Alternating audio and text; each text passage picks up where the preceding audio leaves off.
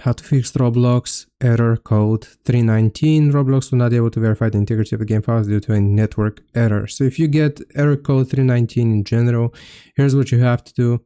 You want to click on leave to close Roblox. Then what we have to do is right click on our taskbar and go into task manager.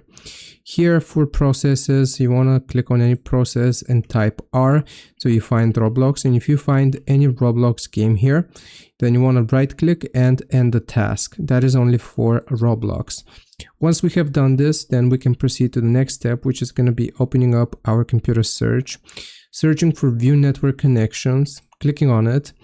Right here, find your first network, right click, go to properties, select Internet Protocol version 4, and again you want to click on properties.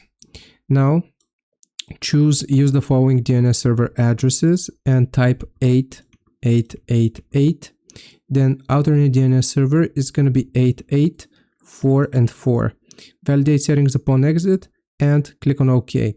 This is just going to connect you to the Google DNS, so you shouldn't worry about it. It's completely safe. Once we have done this, we can proceed to the last step, which is going to be opening up our computer search, searching for run. This time you want to type %temp%, just like that.